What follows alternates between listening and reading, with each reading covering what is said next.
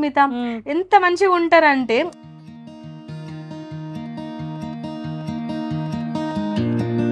నువ్వు first Singapore వెళ్తా అన్నప్పుడు యాక్చువల్లీ సింగపూర్ వెళ్తానని ఫస్ట్ ఎవరికి చెప్పలేదు.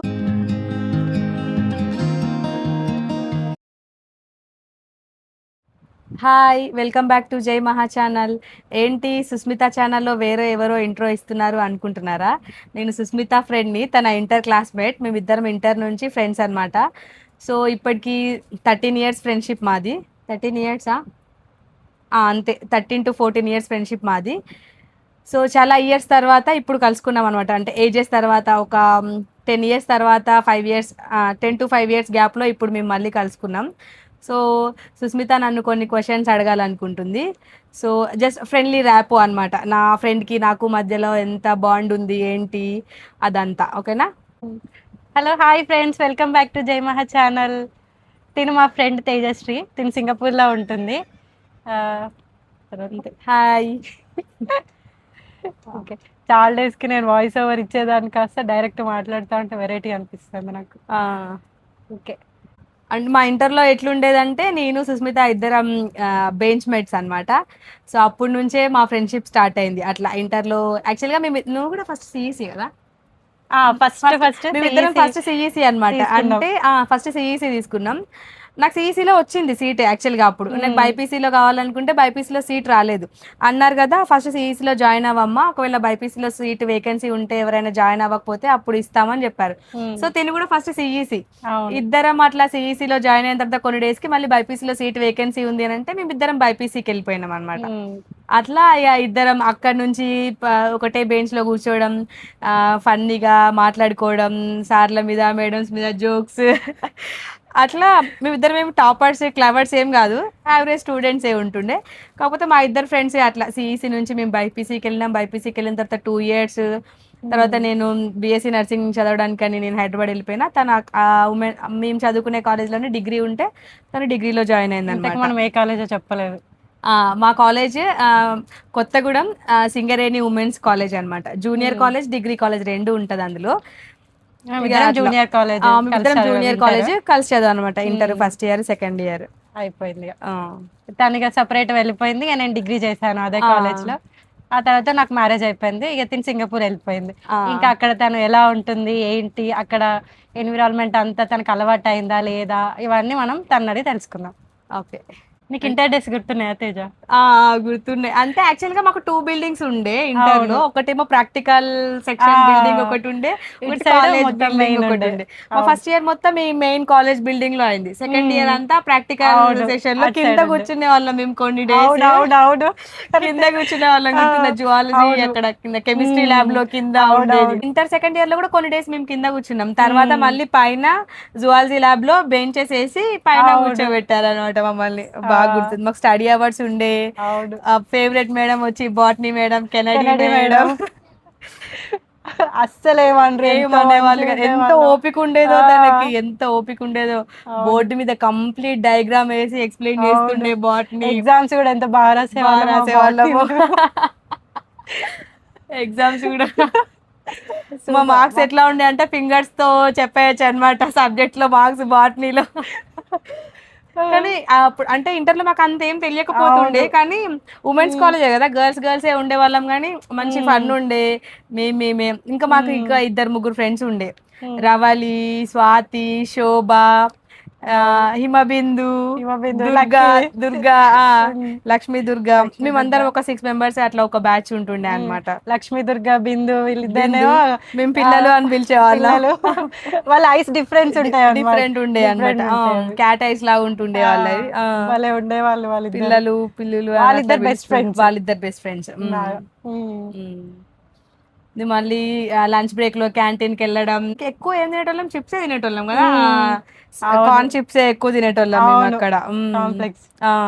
అక్కడ ఇయర్ రింగ్స్ అమ్మేవాళ్ళు,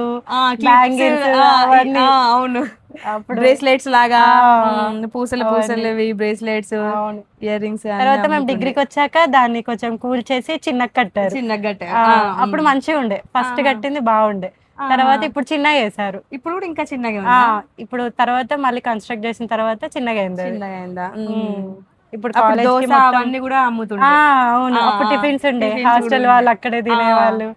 టిఫిన్స్ భలే ఉంటుండే, ఉండే. కర్రీ పఫ్స్, సమోసా ఇవన్నీ కూడా అవును. ఉంటుండే. ఇంకా ఇంకా ఇంటర్లో అంత ఉండదు కానీ డిగ్రీలో అయితే క్లాస్ నచ్చలేదు అనుకో వెళ్ళొచ్చు, అంటే వేరే బంక్ చోటుకి చేసే వెళ్ళి ఛాన్స్ ఉండొచ్చు. ఉంటది అంటే అనమాట. బయటికి వెళ్ళంలే కానీ అక్కడెక్కడే వేరే క్లాస్లో ఖాళీ ఉన్న క్లాస్లో ఉండడం అలా ఉండొచ్చు అన్నమాట. మా క్యాంపస్ పెద్దగే ఉండేది. చాలా ఉమెన్స్ పెద్దగా కాలేజ్, ఉంటది Singareni women's women's college. College campus మంచిగా ఉంటది.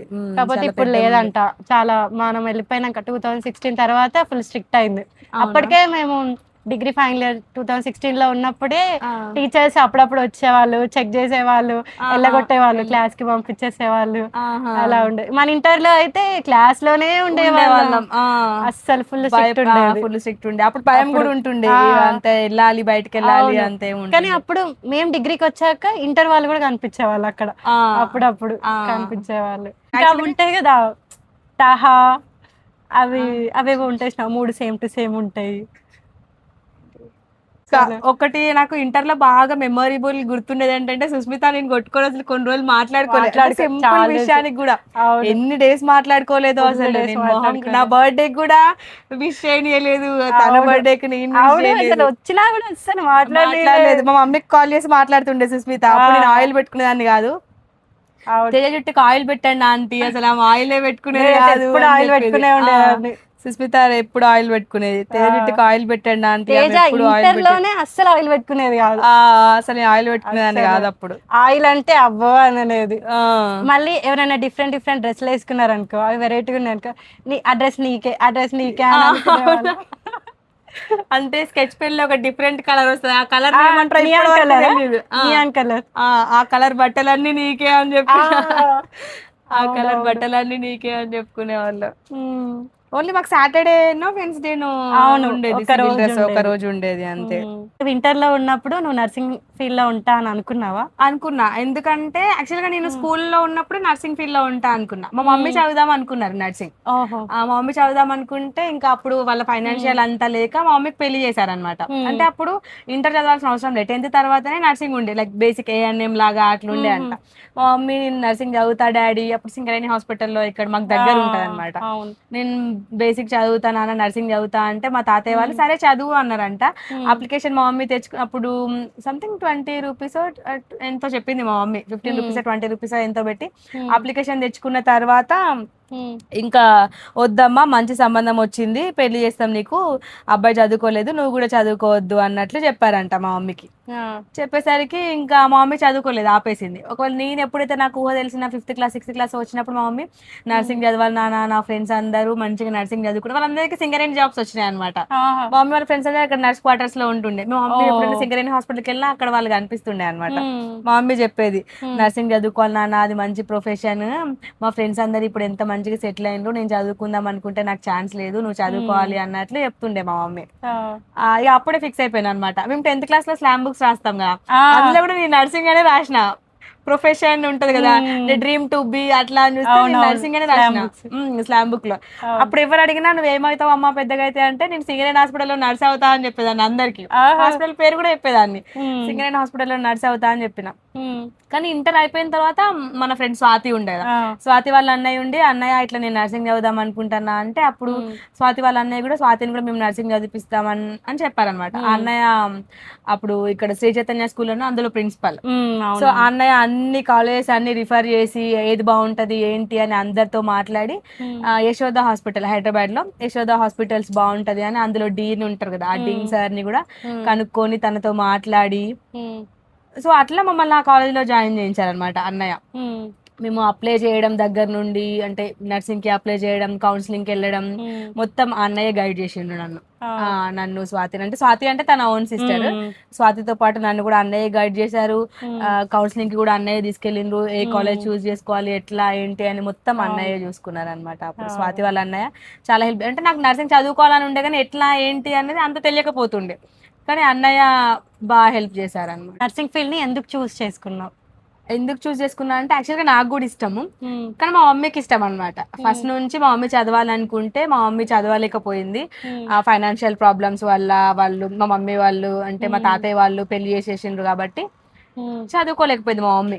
సో నాకు 5th క్లాస్లో 6th క్లాస్లో ఉన్నప్పటి నుండి మా మమ్మీ చెప్పేది, చూసినావా నాన్న మా ఫ్రెండ్స్ అందరూ మంచిగా సింగరేణి హాస్పిటల్లో నర్సెస్, నేను కూడా నర్సింగ్ చదువుకుంటే జాబ్ వస్తుండే, నువ్వు కూడా మంచిగా చదువుకో నాన్న, మంచిగా సాలరీ వస్తుంది, మంచిగా మా ఫ్రెండ్స్ అందరు ఎట్లా ఉన్నారో చూడు, నువ్వు కూడా అట్లా ఉండాలి, మంచిగా మంచి ప్రొఫెషన్. అట్లా మా మమ్మీ నాకు చాలా బూస్ట్ చేసింది అనమాట. నా మైండ్లో అది ఫిక్స్ అయిపోయింది, మా మమ్మీ చదువుకోలేకపోయింది, నేనన్నా చదువుకోవాలి, మా మమ్మీ డ్రీమ్ అట్లా ఫీల్ చేయాలి అట్లా అని. అప్పటి నుండి ఎవరు అడిగినా సింగరేణి హాస్పిటల్లో నర్స్ అవుతా అనే చెప్తుండే నేను. అందరికి అదే మాట చెప్తుండే, సింగరేణి హాస్పిటల్లో నర్స్ అవుతా, సింగరేణి హాస్పిటల్లో నర్స్ అవుతా అని చెప్పేదాన్ని. ఇక అట్లనే ఇంటర్ కూడా బైపీసీ తీసుకున్నా, అందుకని ఇక బైపీసీ తర్వాత బీఎస్సీ నర్సింగ్లో జాయిన్ అయినా నేను. జై నువ్వు కొంచెం జరుగు జై, అది మొత్తం కదిలి షేక్ అవుతుంది. నీ కాలు తగులుతుంది నాన్న జై. ఇట్లా పడుకో, ఇట్లా స్ట్రైట్గా పడుకో, ఈ బ్యాక్ తగలకు, నువ్వు బెడ్ కూడా ఊపకు. బీఎస్సీ నర్సింగ్ కంప్లీట్ చేసినప్పుడు మీ డ్రీమ్ ఏంటి? అంటే యాక్చువల్గా నేను సింగపూర్ వెళ్ళాలి ఇట్లా అట్లా అని ఏం అనుకోలేదు. బీఎస్సీ నర్సింగ్ కంప్లీట్ చేసినాక యశోదాలోనే జాబ్ చేయాలి, హైదరాబాద్ లో జాబ్ చేయాలి, ఇంకా మా ఫ్యామిలీని సెట్ చేయాలి. అప్పుడు మేము లోవర్ మిడిల్ క్లాస్ అనమాట. నేను బీఎస్సీ నర్సింగ్ లో ఉన్నప్పుడు యాక్చువల్గా మా మమ్మీకి చదివించాలని డ్రీమ్, మంచిగా అన్ని కోరికలు ఉండే, కానీ అందరూ అంటే ఇప్పుడు మీ పాపను నువ్వు బీఎస్సీ నర్సింగ్ చదివిస్తే అంత సాలరీ ఉన్న వాళ్ళని, అంత చదువుకున్న వాళ్ళని, అంటే ఎవరికైనా అమ్మాయి కంటే ఎక్కువ చదువు, అమ్మాయి కంటే తక్కువ ఉన్న వాళ్ళు చేసుకోవాలంటే ఉండదు కదా.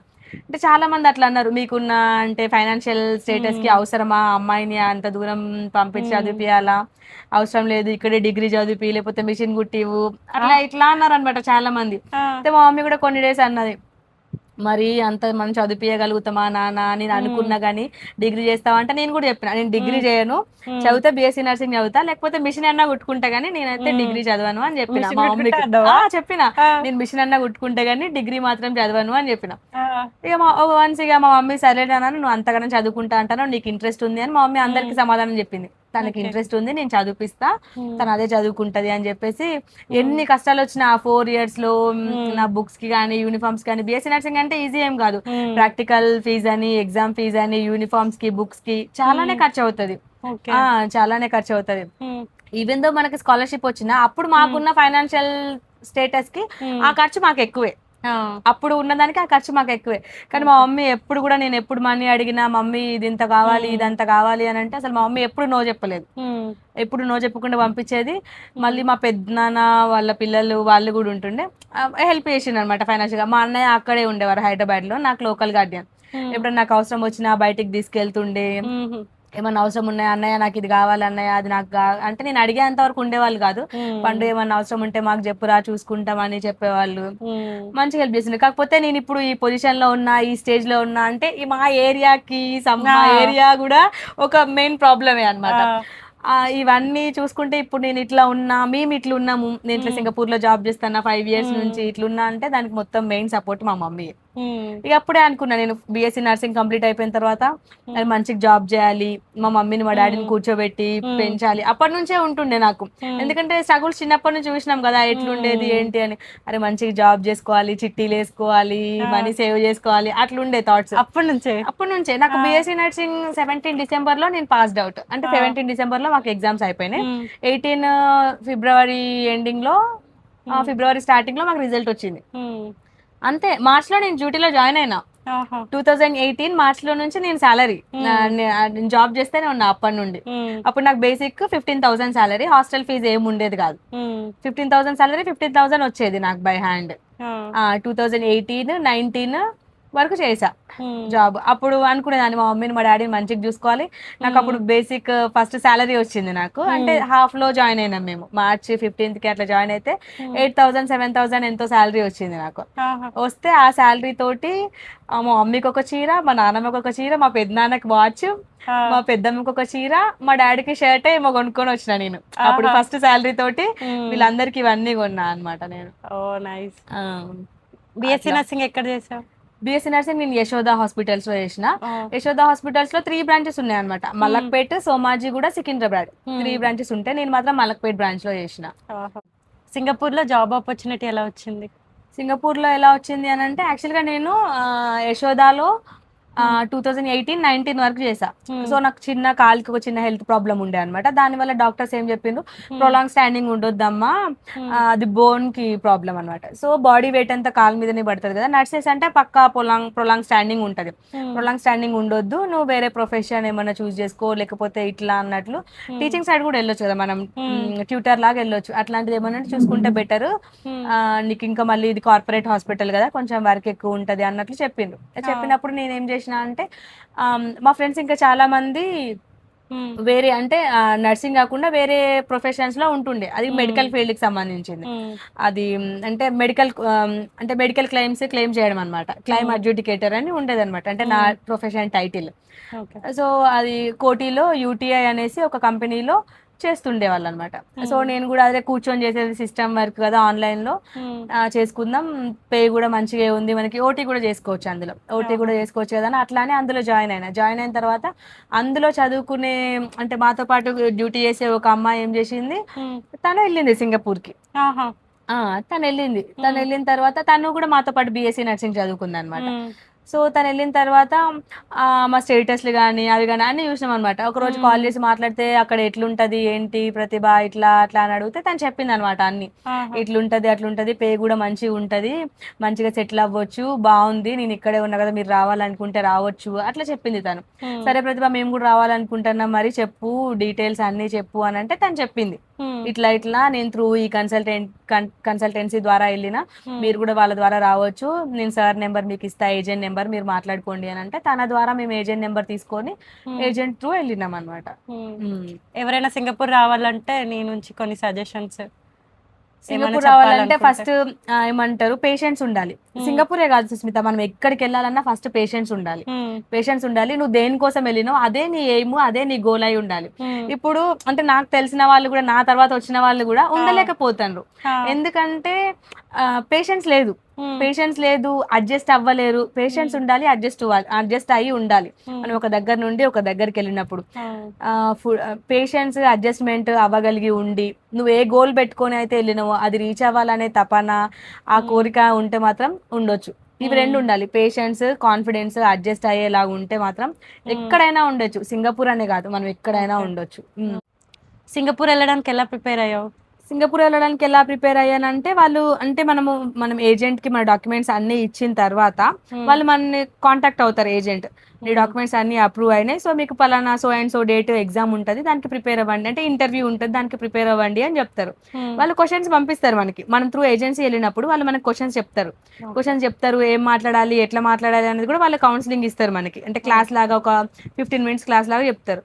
నా వరకు వస్తే నన్ను ఏం అడిగారు అని అంటే, నువ్వు ఏ వార్డులో పనిచేసావు, నీకు ఎన్ని ఇయర్స్ ఎక్స్పీరియన్స్ ఉంది, ఎట్లాంటి కేసెస్ ని చూసినావు, అంటే నువ్వు సింగపూర్ ఎందుకు రావాలనుకుంటున్నావు, అంటే ఎన్ని ఇయర్స్ ఉండాలనుకుంటున్నావు, మీ ఫ్యామిలీ బ్యాక్గ్రౌండ్ ఏంటి, ఇలాంటి సింపుల్ క్వశ్చన్స్ అడిగారు నన్ను. అయితే నేను వాటన్నిటికీ ఆన్సర్ చేసిన. సో నేను ఇన్ని ఇయర్స్ ఉండాలనుకుంటున్నా, నేను మా ఫ్యామిలీ బ్యాక్గ్రౌండ్, మా ఫ్యామిలీ ప్రాబ్లమ్స్ గురించి వస్తున్నా, కొంచెం ఫైనాన్షియల్ గా లో ఉంటాం కాబట్టి నేను నా ఫ్యామిలీకి హెల్ప్ చేయాలనుకుంటున్నా, దానికోసం సింగపూర్ వస్తున్నా అని చెప్పిన. వాళ్ళు అడిగిన నా ప్రొఫెషన్ కి సంబంధించి అడిగిన క్వశ్చన్స్ కి కూడా నేను ఆన్సర్ చేసిన.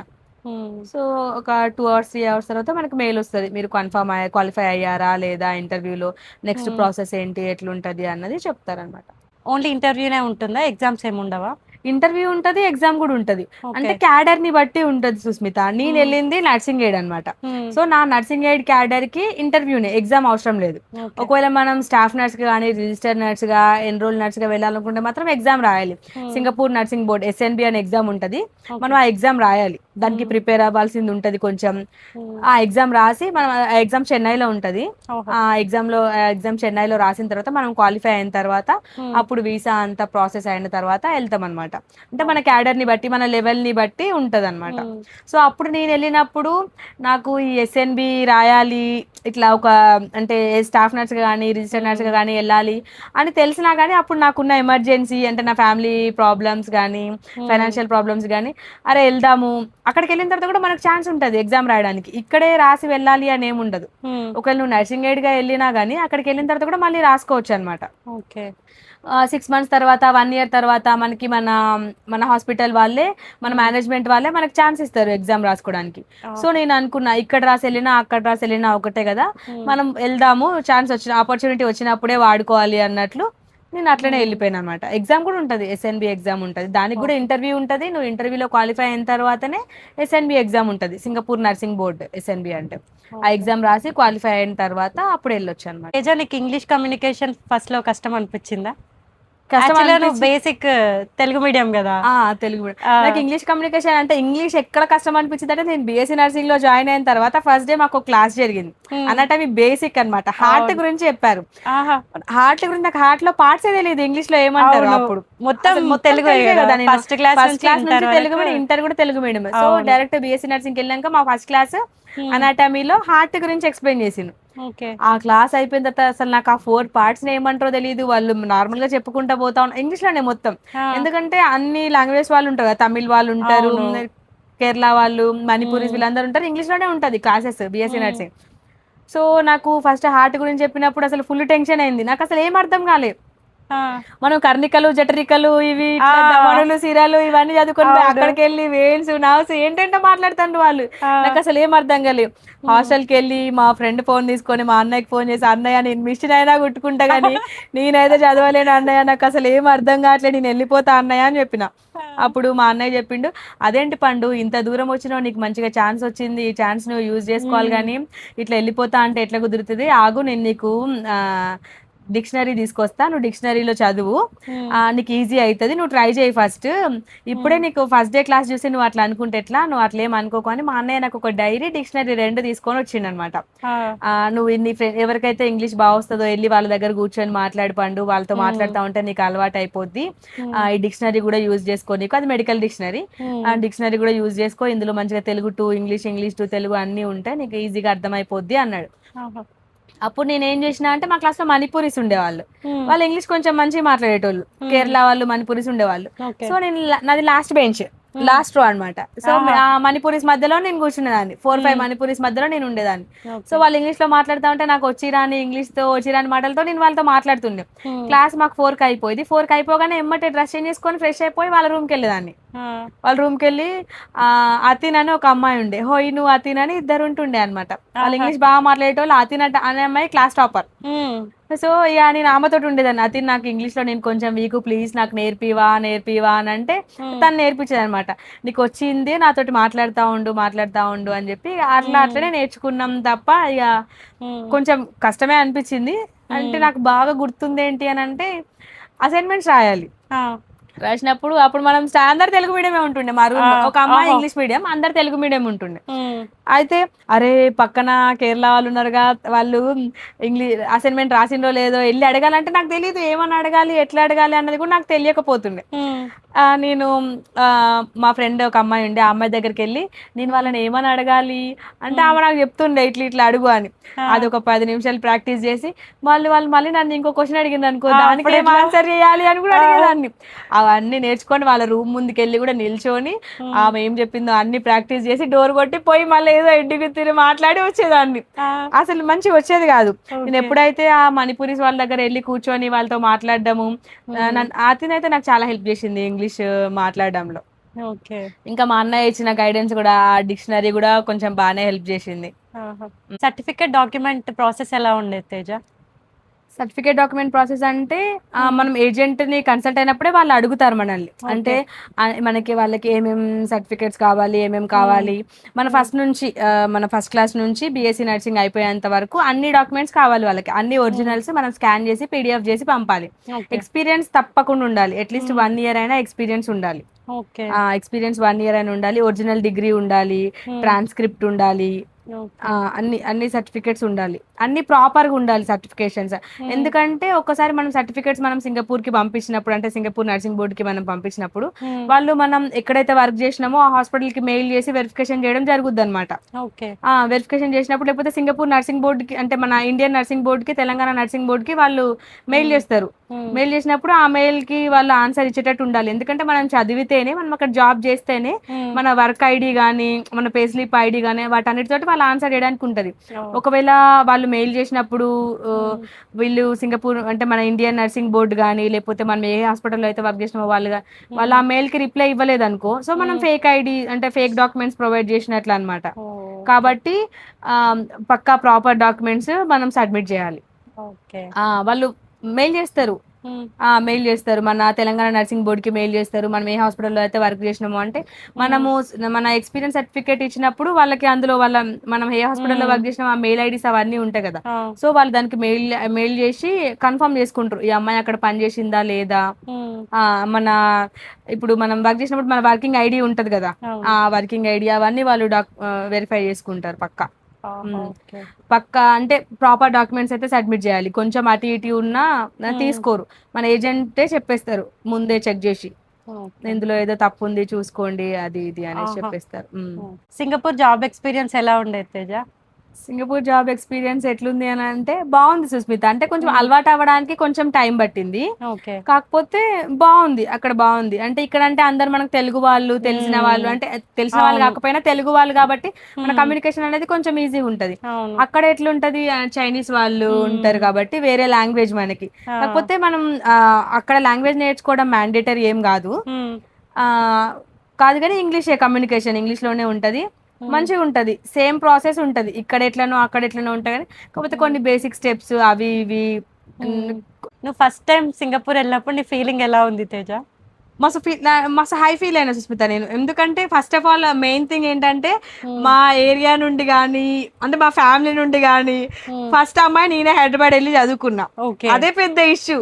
మళ్ళీ ఇంకో ఫస్ట్ అమ్మాయి నేనే అబ్రాడ్ వెళ్ళి జాబ్ చేయాలి అనుకుంది కూడా ఫస్ట్ అమ్మాయి నేనే. దాంట్లో కొంచెం నాకు హై ఫీలింగ్ ఉండే, మంచిగా వెళ్తున్నా, మంచిగా సెటిల్ అవ్వాలి, మంచిగా ఉండాలి. అంటే ఇంతమందిని కాదనుకొని ఇంతమంది అన్నయ్యల మధ్యలో, ఇంతమంది ఫ్యామిలీ మెంబర్స్ మధ్యలో నేనే వెళ్తాను కాబట్టి మంచిగా ఉండాలి అని అనుకున్నా. మళ్ళీ first of all first time flight ఎక్కడం, సో ఇంకా ఎక్సైట్మెంట్ ఉండే, ఫీలింగ్ మస్తు ఎక్సైటెడ్ ఉండే. సింగపూర్ లో దిగిన తర్వాత అదంతా వెదర్ అంటే మొత్తం మారిపోద్ది కదా. నేను ఫస్ట్ నోటీస్ చేసిందంటే నా ఫోన్ లో టైం మారిపోయింది. అక్కడ 2.5 hours ఫాస్ట్ ఉంటది, ఇక్కడ లేట్ ఉంటది కదా. నా ఫోన్ లో టైం మారిపోయింది, యాక్చువల్ గా టైం మారిపోయింది. మాకు ముందు ఇక్కడ నుంచి వెళ్ళినప్పుడు చెప్పిండ్రు సార్ వాళ్ళు, అక్కడికి రాగానే టైం మారిపోద్ది, మీరు వైఫై కనెక్ట్ చేసుకోండి, మీ ఫోన్ పనిచేయదు, సిమ్ వైఫై కనెక్ట్ చేసుకొని మాకు కాంటాక్ట్ అవ్వండి, మేము బయట మీ గురించి వెయిట్ చేస్తామని. సో నేను సింగపూర్ లో ల్యాండ్ అయిన తర్వాత వైఫై కనెక్ట్ చేసుకొని ఫస్ట్ నేను మా మమ్మీ వాళ్ళకి కాల్ చేసిన, అమ్మా నేను సింగపూర్ లో దిగిపోయినా అని. మా మమ్మీ వాళ్ళు ఇంకా ఇంటికే రాలేదు, నేను సింగపూర్ వెళ్ళిపోయినా. నన్ను ఎయిర్పోర్ట్ లో డ్రాప్ చేసి వాళ్ళు ఇంకా ఇంటికి రిటర్న్ కాలేదు. 4 hours 45 minutes జర్నీ. హైదరాబాద్ నుంచి కొత్తగూడెంకి 6 hours అయినా పడుతుంది కదా కార్ లో. సో నేను ఈ 4 hours 45 minutes లో నేను వెళ్ళిపోయినా, మా మమ్మీ వాళ్ళు ఇంక ఇంటికి రాలే. అరే నేను మా అన్నయ్యకి ఫోన్ చేసి, ఇంకో టైం ఇక్కడ ఇంత అవుతుంది రా, ఎక్సైట్మెంట్ టైం ఇక్కడ ఇంత అవుతుంది రా, నేను వచ్చేసిన తెలుసా, అప్పుడే మీరు ఇంక ఇంటికి పోలేదా, నేను వచ్చేసిన సింగపూర్ కి అని ఫుల్ ఎక్సైట్మెంట్ ఉండే అనమాట. ఫస్ట్ టైం కదా, ఎట్లుంటది ఏంటి అన్నది ఎక్సైట్మెంట్, చాలా ఎక్సైట్మెంట్ ఉండే, హ్యాపీ ఉండే, ఎట్లుంటదా ఏంటి అని మంచిగా అనిపించింది, మంచి ఫీలింగ్. అప్పుడు అప్పుడు ఎయిర్పోర్ట్ కి వెళ్ళినప్పుడు ఏ డ్రెస్ వేసుకున్నావు? చుడిదారా, జీన్స్? లేదు, జీన్స్ వేసుకొని వెళ్ళిన, జీన్స్ టీ షర్ట్ వేసుకొని వెళ్ళిన. ఎయిర్పోర్ట్ కి మా మమ్మీ, మా అన్నయ్య, మా వదిన, మా మామయ్య, 2 మామయ్యలు వచ్చారు, మా పిన్ని, మా చెల్లి, మా పెద్ద మామయ్య వాళ్ళ పాప, ఇంకా నా ఫ్రెండ్స్ వచ్చారనమాట ఎయిర్పోర్ట్ కి. మా అన్నయ్య బాగా ఏడ్చిండు. నువ్వు ఫస్ట్ సింగపూర్ వెళ్ళినప్పుడు అప్పుడు ఇంట్లో ఉన్న వాళ్ళు ఎలా రియాక్ట్ అయ్యారు? ఒక్కొక్కరు ఫీలింగ్. యాక్చువల్గా నేను ఎవరికి చెప్పలేదు సింగపూర్ వెళ్తున్నా, వెళ్ళాలి అనుకుంటున్నా అని. పాస్పోర్ట్ కి అప్లై చేసిన తర్వాత వాళ్ళు వెరిఫికేషన్ కి వస్తారు కదా, నాకు కాల్ వచ్చింది, అమ్మా మేము రేపు వెరిఫికేషన్ కి ఇట్లా వస్తాం మీ ఇంటికి, అన్ని డాక్యుమెంట్స్ పెట్టుకొని రెడీగా ఉండాలి నువ్వు అని వచ్చింది అనమాట. వచ్చినప్పుడు ఏమైందంటే నేను మా సార్ని వెళ్ళి, మా టీమ్ లీడర్ని వెళ్ళి లీవ్ అడిగితే మా సార్ లీవ్ ఇవ్వలేదు నాకు. లీవ్ ఇవ్వకపోతే అరే ఏం చేయాలి ఇప్పుడు, నేను పాస్పోర్ట్ అప్లై చేసిన ఎవరికి చెప్పలేదు కదా అని. మా అన్నయ్య కానిస్టేబుల్ అనమాట, అయితే మా అన్నయ్యకి ఫోన్ చేసిన. మా అన్నయ్య ఎస్ఐ, ఒక అన్నయ్య కానిస్టేబుల్. అయితే మా అన్నయ్య కాల్ చేసిన, అన్నయ్య ఇట్లా నేను పాస్పోర్ట్కి అప్లై చేసుకున్నా అన్నయ్య, రేపు వెరిఫికేషన్కి వస్తాను కానీ నాకు పంపట్లేరు అన్నయ్య, నన్ను ఇక్కడ నాకు లీవ్ లేదు ఎట్లా అన్నయ్య అని అంటే, సరే పండు నీకు ఎవరైతే కానిస్టేబుల్ ఫోన్ చేసిండ్రో వాళ్ళ నెంబర్ నాకు పంపు, నేను మాట్లాడతలే అన్నాడు. ఇంకా మా ఎస్ఐ అన్నయ్య ఈ కానిస్టేబుల్ అన్నయ్యకి ఫోన్ చేసి, అన్నయ్య పండు పాస్పోర్ట్కి అప్లై చేసుకుందంట ఒకసారి చూడవా అని అంటే, ఆ అన్నయ్యకి నేను నెంబర్ పంపించిన. అన్నయ్య ఇట్లా ఈ అంకుల్ నాకు కాల్ చేశారు అన్నయ్య అంటే, సరే పండు నేను వీళ్ళతో మాట్లాడతలే అని మా అన్నయ్య వాళ్ళతో కమ్యూనికేట్ చేసిండు అనమాట. మా చెల్లెనే తను ఇంటికి వెళ్ళండి, మా చెల్ల రాలేదు, కాకపోతే అన్ని సర్టిఫికేట్స్ అన్ని డాక్యుమెంట్స్ ఉన్నాయి, తనకి ఆఫీస్ లో లీవ్ లేదు అని చెప్పిండు అనమాట. చెప్పేసరికి నేను బస్ లో అప్పటికప్పుడు నా ఆఫీస్ 6కి అయిపోతే 6 తర్వాత బస్ స్టాండ్కి వెళ్ళి MGBSకి వెళ్ళి అక్కడ డ్రైవర్ అంకుల్ అప్పుడు సర్టిఫికేట్స్ అట్లాంటివి ఏం తీసుకెళ్ళట్లేదు, పోతాయని ఆ కార్గోకి పంపిస్తే 2 days టైం పడుతుంది, అంత ఎమర్జెన్సీగా పంపను అన్నారు. డ్రైవర్ అంకుల్ ప్లీజ్ అంకుల్ నా పాస్పోర్ట్ ఇష్యూ అంకుల్, ఇట్లా నేను సింగపూర్ వెళ్దాం అనుకుంటున్నా ఇవన్నీ అంకుల్ ప్లీజ్ అంకుల్ హెల్ప్ చేయండి అంకుల్ అంటే, ఆ కండక్టర్ అంకుల్ హెల్ప్ చేసి మా అన్నయ్య నెంబర్ తీసుకొని నా నెంబర్ తీసుకొని మా అన్నయ్య ఇంకా నైట్ 1:32 అయిందేమో, మా అన్నయ్య అప్పుడు వెళ్ళి సర్టిఫికేట్స్ తీసుకొని వస్తే అంకుల్ వచ్చి వెరిఫై చేసిండ్రు. చేసిన తర్వాత మా మమ్మీ అడిగింది ఏంటి నాన్న సింగపూర్ ఎందుకు నాన్న పాస్పోర్ట్ అని అంటే, అప్పుడు అమ్మ నేను సింగపూర్ వెళ్దాం అనుకుంటాను, నా ఇంటర్వ్యూ కూడా ఓకే అయిపోయింది, పాస్పోర్ట్ వస్తే అదొక్క డాక్యుమెంట్ స్కాన్ చేసి పంపిస్తే అంతా అయిపోయినట్లే అమ్మ, ఇంకా వీసాకి అప్లై చేసేస్తారు అని చెప్పిన. మా మమ్మీ ఏడవడం స్టార్ట్ చేసింది, ఎందుకు నాన్న మా టింకు ఎందుకు పండు అంత దూరం అవసరమా, నువ్వు ఒక్కదానివే అంత దూరం వెళ్ళి ఉంటే ఎట్లుంటది వద్దులే పండు అన్నట్లు మా అన్నయ్య అన్నాడు. ఏం కాదు టింకు నేను వెళ్ళాలనుకుంటున్నా 2 years ఉండేసి వస్తా, నా కనీసం నా పెళ్లి వరకు డబ్బులైనా నేను సంపాదించుకుంటా, మీరు పెట్టకుండా ఇప్పటికే చాలా ఖర్చు పెట్టిండ్రు, నన్ను ఒక 2 years వెళ్ళనియండి అని అంటే, ఇక ఫస్ట్ వద్దు వద్దు అన్నట్లే అన్నారు. తర్వాత ప్లీజ్ టింకు నేను వెళ్తా అమ్మ 2 years కదా ఉండొస్తా అంటే, నా ఫ్రెండ్స్ కూడా ఉన్నారు కాబట్టి అక్కడ ఆల్రెడీ నా ఫ్రెండ్స్ ఉన్నారని చెప్పిన కదా ఇందాక, సో వాళ్ళు కూడా ఉన్నారు కాబట్టి సరే వాళ్ళు ఉన్నారు కదా అని ట్రస్ట్ చేసి ఓకే చెప్పిండ్రు. ఇక ఓకే చెప్పి నాకు మేము టెంపుల్కి వెళ్ళాం, నేను మా అన్నయ్య మా మమ్మీ ముగ్గురం టెంపుల్కి వెళ్ళాం. ఆ టెంపుల్లో కూర్చొని మేము ప్రసాదం తినుకుంటా మాట్లాడుకున్నప్పుడు నాకు కాల్ వచ్చింది, మెయిల్ కాల్ 2 వచ్చినాయి, వీసా అప్రూవ్ అయింది 13 days లో నీకు టికెట్ అనేసి. May 9th flight, May 9th night 11:10కి ఫ్లైట్. ఓకే అది మేము May 1st March 9th March 9th night 11:15కి నీ ఫ్లైట్ అన్నట్లు నాకు అంత మెసేజ్ వచ్చింది అనమాట. మెసేజ్ వచ్చేసరికి వామ్మో, ఇక నేను మా అన్నయ్యకి చెప్పిన, అమ్మ ఇట్లా నాకు కన్ఫర్మ్ అయిపోయింది నా ఫ్లైట్ అమ్మ ఈ టైంకి అని చెప్పేసరికి ఫుల్ హ్యాపీ, అంటే బుక్ అయింది అంతా ఓకే అయినందుకు హ్యాపీ, కానీ ఫాస్ట్ ఫాస్ట్గా అయిపోయింది ఇక అన్నిటికీ హ్యాపీ. ఇంటికి రాగానే ఇక నేను అమ్మ హైదరాబాద్ వెళ్ళాలి, నాకు కావాల్సిన సామాన్లు కొన్ని తెచ్చుకోవాలి, ఫ్రెండ్స్ని కలవాలి, ఈ ట్రాలీస్ ఇవన్నీ తెచ్చుకోవాలమ్మా అనుకున్నప్పుడు ఇక మా మమ్మీ స్టార్ట్ చేస్తూనే ఉంది ఏడవడం. నేను ఎప్పుడైతే బ్యాగ్ ఇక్కడ పెట్టుకొని అన్ని చదువుతున్నా లిస్ట్ రాసుకుంటున్నానో ఇక మా మమ్మీ ఏడ్చింది, చాలా ఏడ్చింది. ల్యాప్టాప్ తీసుకెళ్తావా పండు అన్నాడు మా అన్నయ్య. తీసుకెళ్తా అన్నయ్య అని చెప్పినప్పుడు మా టింకు ల్యాప్టాప్ లో సరే నువ్వు తీసుకెళ్తావు కదా నేను పెళ్లి వీడియోస్ ఎక్కిస్తా, ఇప్పుడు నీకు అవసరం కావాలి అనిపించినప్పుడు చూసుకోపండు అని వాడు ఆ పెళ్లి వీడియో ల్యాప్టాప్ లో ఎక్కించుకుంటే ఒకటే ఏడవడం. అప్పుడు మాకు మా అన్నయ్య వాళ్ళకి కొత్తగా పెళ్ళైంది, 3 months అవుతుంది అనుకుంటా. మా వదిన వచ్చింది, పండు టింకు బాగా ఏడుస్తాడు అని చెప్పింది. నేను వెళ్ళేసరికి మా అన్నయ్య బెడ్ మీద పడుకొని బాగా ఏడ్చిండమ్మా, వీడికి నా మీద ఇంత ఇష్టం ఉందా అనుకున్నా నేను. అప్పుడు మా మమ్మీ వచ్చింది నా వెనకాల, మా మమ్మీ మా అన్నయ్య ఒకటే ఏడుడు, ఎందుకు ఏడుస్తాను అమ్మా ఏడవకండి ఏం కాదు నేను వచ్చేస్తా కదా 2 yearsకి వచ్చేస్తా, ఏం కాదు ఎంతలో గడిచిపోతాయమ్మా ఏం కాదు అన్నట్లు నేను ధైర్యం చెప్పిన. కానీ ఒక్కసారిగా ఇక్కడ నుంచి వెళ్తానా అన్నప్పుడు మాత్రం నేను కూడా ఫుల్ ఎమోషనల్ అయినా, ఎందుకంటే చిన్న చిన్న ఫంక్షన్స్ కూడా హైదరాబాద్ లో ఉంటే ఎమ్మటే వస్తుండే. అవును, ఇక మాకు చాలా క్లోజ్ కదా ఫ్యామిలీ, పెద్దమ్మ వాళ్ళు ఇక్కడే పక్కనే, అన్నయ్య వాళ్ళందరూ ఇక్కడే చుట్టుపక్కలే కాబట్టి చిన్న చిన్న ఫంక్షన్స్ కూడా అందరం ఉండి ఒక దగ్గర చేసుకోవడం, చిన్న బర్త్డే అయినా చిన్న పండగ అయినా అందరం కలిసి ఉండేసరికి ఫ్యామిలీ రిలేషన్ ఎక్కువసరికి ఇక నేను కూడా బాగా ఏడ్చిన. వెళ్ళాలి ఫ్లైట్ టికెట్ ఇక దగ్గర పడుతున్నప్పుడు బాగా ఏడ్చిన. మళ్ళీ మా డాడీ రాలేదు ఎయిర్పోర్ట్ కి, మా డాడీకి హెల్త్ బాగాలేక అంత దూరం జర్నీ చేయలేక మా డాడీ ఎయిర్పోర్ట్ కి రాలే. వెళ్ళేటప్పుడు కూడా నేను బాగా ఏడ్చిన. అందరు ఎంత మంది వచ్చింది తెలుసా, మా ఇంటి దగ్గర వాళ్ళందరూ మా ఇంటి ముందే ఉన్నారు, ఒక 30-40 people. అందరికి బాయ్ చెప్పి, అంటే ఇన్ని రోజులు ఇక్కడ ఆడుకొని పెరిగి ఉన్నవాళ్ళు కదా, పండు సింగపూర్ వెళ్తుందంట అని అందరు వచ్చిండ్రు. మా మమ్మీ మా అన్నయ్య అయితే బాగా ఏడ్చిండ్రు. అసలు మా అన్నయ్యకి అసలు ఇష్టం లేదు అనుకుంటా, అంత దూరం వెళ్ళి ఉంటావా పండు, నువ్వు ఎట్లా తింటావు ఎట్లుంటావు ఏంటి అన్నది మాకు బాధ, ఏమన్నా అయితే మేము వచ్చి చూసుకోగలగమా అంత దూరం అవసరమా అన్నట్లే అన్నాడు మా అన్నయ్య నేను వెళ్ళేంత వరకు కూడా. జాగ్రత్త మా అన్నయ్య బాగా ఏడ్చిండు. మా అన్నయ్య మా మమ్మీ బాగా చేసింది. మా వదిన కూడా అప్పుడు నాకు సపోర్ట్ చేసింది. ఏం కాదు పండు, నువ్వేం బాధపడకు. మా డాడీ హెల్త్ మంచిగా లేకుండే అప్పుడు నాకు అది భయం ఉండే, ఎట్లుంటారు ఏంటి అని భయం ఉంటే, ఏం కాదు పండు, మా అమ్మాయిని నేను చూసుకుంటలే, నేను ఉండగా, నువ్వేం టెన్షన్ పడకు, నువ్వు హ్యాపీగా వెళ్ళు, మంచిగా తిని మంచిగా 2 years ఉండి వచ్చేసే. మా వదిన కూడా అప్పుడు కొంచెం సపోర్ట్ చేసింది. ఇక మా మమ్మీ కూడా ధైర్యం చేసింది అనమాట. అందరు ఎన్నైనా అమ్మాయిని అంత దూరం అంటే అప్పుడు ఎట్లుండే అంటే ఆ ఏజ్ లో ఇప్పుడు నా ఫ్రెండ్స్ అందరికి పెళ్లి అయిపోయి పిల్లలు పుట్టేయడం అట్లుండడం వల్ల 2022 మార్చ్. అప్పుడు నాకు మా 2 పిల్లలు పెద్ద ఇక్కడ ఉంటారు కదా, ఇక్కడ ఫ్రెండ్స్ కూడా, ఇంటి ముందు ఫ్రెండ్స్ నైబర్స్ వాళ్ళకి కూడా పెళ్లిళ్ళు అయిపోయి, ఏంటి అమ్మాయికి పెళ్లి చేయకుండా అంత దూరం పంపిస్తున్నారా, ఇట్లా అబ్బాయికి పెళ్లి చేసిరు కానీ అమ్మాయికి చేయలేదు, అట్లా చాలా క్వశ్చన్స్ అనమాట. చాలా క్వశ్చన్స్ ఏదైనా మా మమ్మీ చాలా స్ట్రెస్ తీసుకుంది అప్పుడు నాకు తెలిసినంత వరకు. మా మమ్మీకి చాలా స్ట్రెస్ ఉండే, అమ్మాయిని అబ్బాయిని ఇంట్లో పెట్టుకొని అమ్మాయిని అంత దూరం పంపిస్తున్నా అంటే కూడా మా మమ్మీ కూడా ఏం కేర్ చేయలే. ఆమె వెళ్ళాలనుకుంటుంది, జాబ్ చేసుకుంటది, ఆమె సంపాదించాలనుకుంటుంది, చదివిపించింది జాబ్ చేయడానికి కదా అని మా మమ్మీ కూడా మంచిగా సపోర్ట్ చేసి ఆన్సర్ చేసి పంపించింది. ఇక అట్లుండి ఎయిర్పోర్ట్ లో కూడా మా అన్నయ్య ఒకటే ఏడవడం. ఎయిర్పోర్ట్ లో మా మమ్మీ ఏడ్చిన దానికంటే మా అన్నయ్య ఏడ్చింది ఎక్కువ. మా అన్నయ్య బాగా ఏడ్చిండు ఎయిర్పోర్ట్ లో, మా అన్నయ్య కూడా బాగా ఏడ్చిండు. అప్పుడు నాకు ఎక్సైట్మెంట్ ఉండే సుస్మిత, నేననే కాదు ఎవరికైనా అబ్రాడ్ వెళ్ళే వాళ్ళు ఫస్ట్ టైం వెళ్ళేటప్పుడు ఎక్సైట్మెంట్ ఉంటది, బాధ ఉండొచ్చు కానీ బాధ కంటే ఎక్కువ ఎక్సైట్మెంట్ ఉంటది. ఒక్కసారి నువ్వు ఇంటికి వచ్చి సెకండ్ టైం వెళ్ళు, అప్పుడు బాధే ఉంటది, అప్పుడు ఏడిపే వస్తది, ఏం ప్యాక్ చేసుకో బుద్ధి కాదు, ఏం తీసుకెళ్లే బుద్ధి కాదు.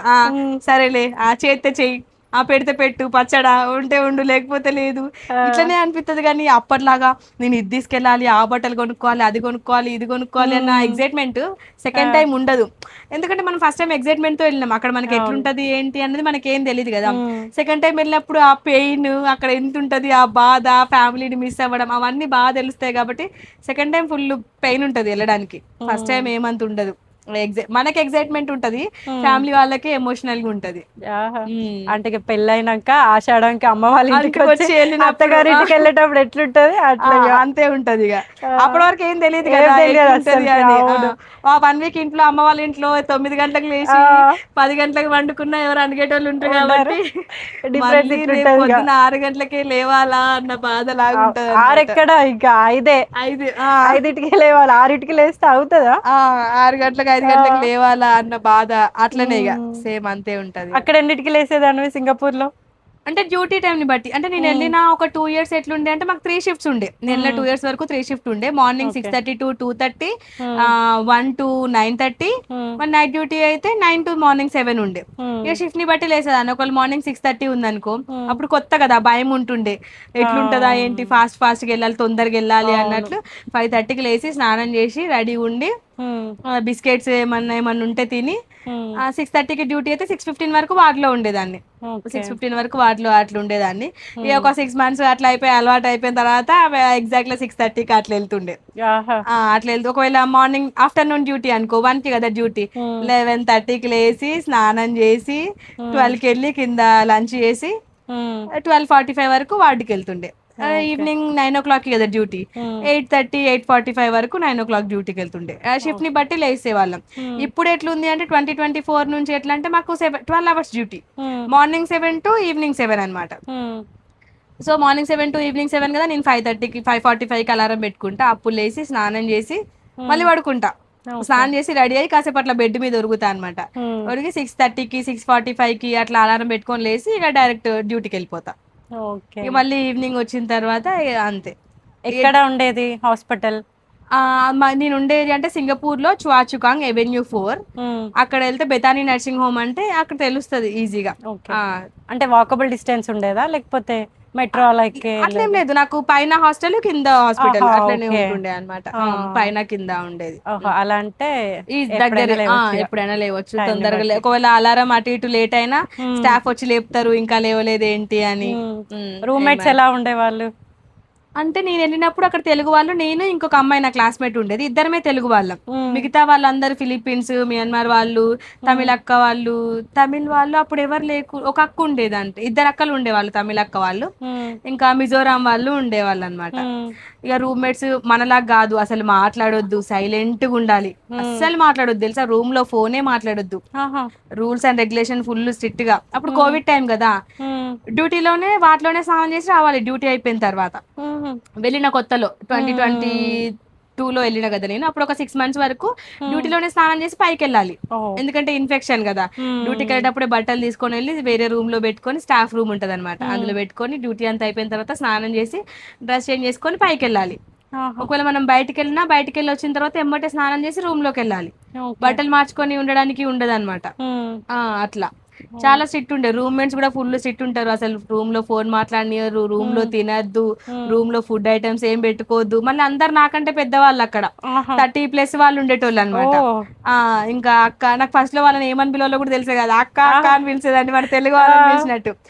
తర్వాత వాళ్ళు చెప్పిండ్రు, అంటే ఫిలిప్పీన్స్ లో అక్కని ఇట్లా అంటారు, మియన్మార్ లో అక్కని ఇట్లా అంటారు, నువ్వు అట్లా పిలవచ్చు, మీ ఓన్ లాంగ్వేజ్ లో పిలవాల్సిన అవసరం లేదు అని అంటే, ఇక అప్పుడు నాకు వాళ్ళని తెలిసింది ఏమనాలి, ఎవరిని ఏమని పిలవాలి, ఇక అట్లా పిలిచేదాన్ని వాళ్ళని.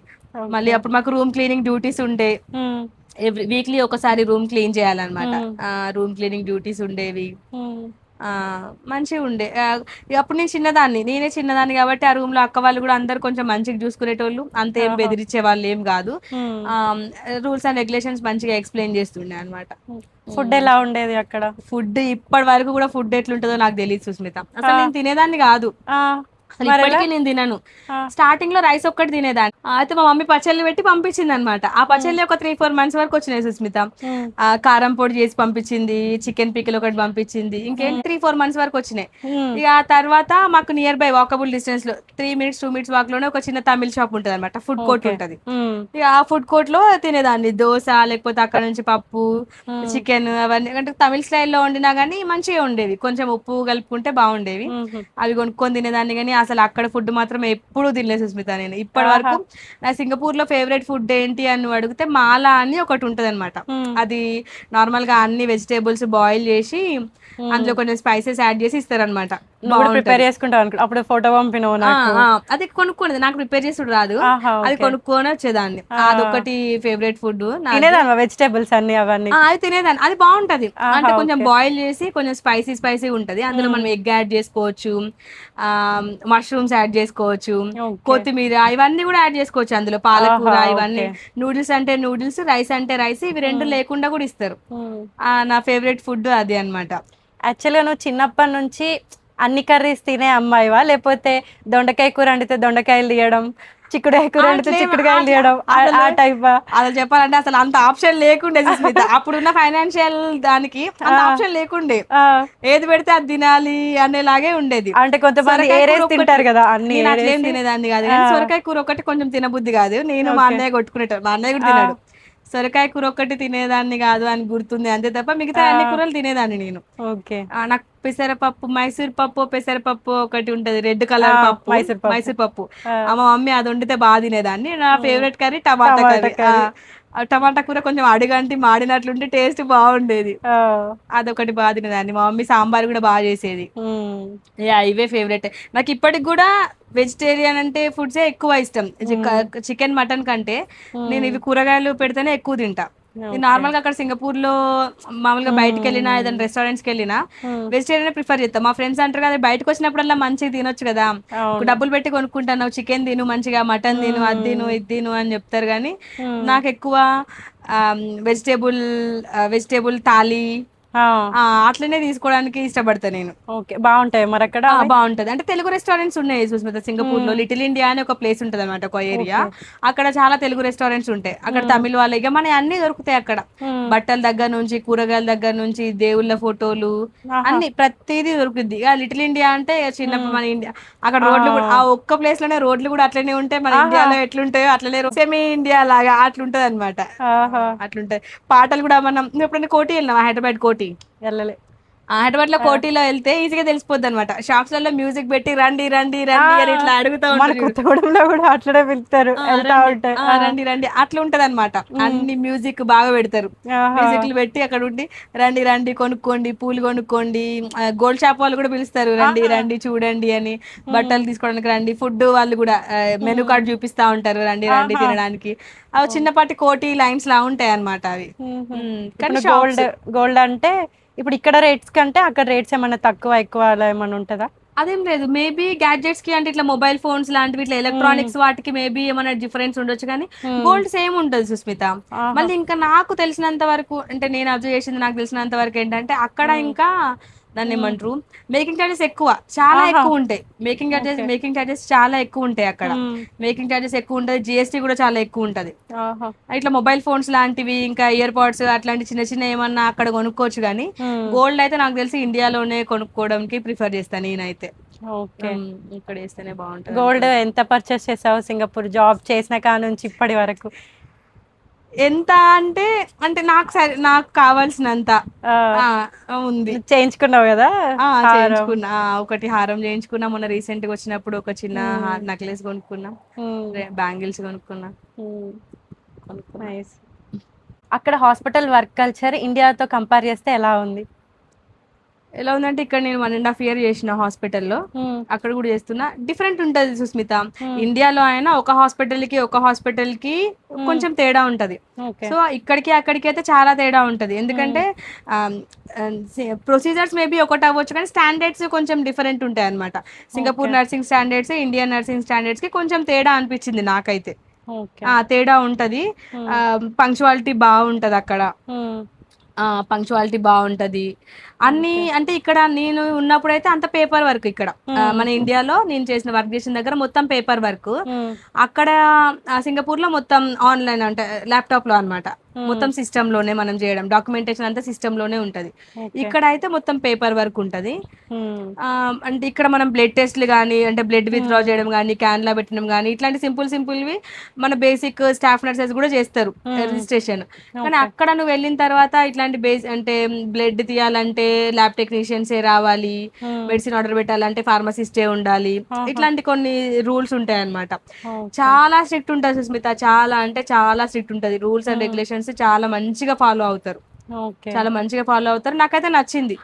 అంటే అక్కడికి వెళ్ళినా ఎక్కువ అని కాదు, ఇక్కడ ఉన్న తక్కువ అని కాదు, కానీ నాకైతే అంటే 5 years నుంచి చేస్తాను కాబట్టి మేబీ అలవాటు అయిపోయి అట్లా అనిపించి ఉండొచ్చు.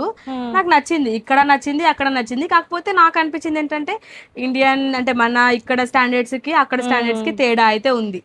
అంటే ఇప్పుడు నేను ఎంత చెప్పాలనుకున్నా, అంటే కొన్ని మెడికల్ టర్మినాలజీ ఉంటది కాబట్టి మనకు చెప్పిన అంత అర్థం కాదు, కొన్ని ఎక్స్పీరియన్స్ చేస్తే తెలుస్తుంది.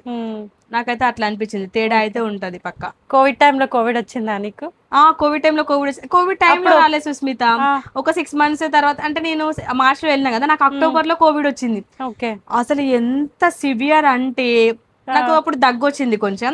వాటిలోనే చెక్ చేశారు, చెక్ చేస్తే కోల్డ్ ఉండే, దగ్గు కూడా కొంచెం ఉండే. వాటిలో చెక్ చేస్తే నెగిటివ్ వచ్చింది.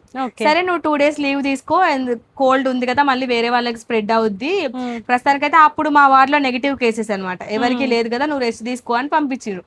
ఆ రోజు నేను క్లినిక్ వెళ్ళిన, మనం చూపించుకోవాలి కదా డాక్టర్ దగ్గర కూడా అని. నేను క్లినిక్ వెళ్ళి డాక్టర్ విజిట్ అయిపోయిన తర్వాత డాక్టర్ కూడా టెస్ట్ చేస్తే నాకు నెగిటివ్ వచ్చింది, ఏం రాలేదు. సరేలే అని రూమ్కి వచ్చి పడుకున్నా. నేను పడుకున్నా. నైట్ పడుకొని మార్నింగ్ లేచేసరికి 104 ఫీవర్ సుస్మిత. 104. నాకు అర్థమైపోయింది నాకు పాజిటివ్ అని. కిట్ ఇచ్చారు హాస్పిటల్, నేను క్లినిక్ వెళ్ళినప్పుడు. బెడ్ మీదనే పడుకొని టెస్ట్ చేసుకున్నాను. నేను టెస్ట్ చేస్తే అసలు within seconds లో థిక్గా లైన్స్ వచ్చింది, పాజిటివ్.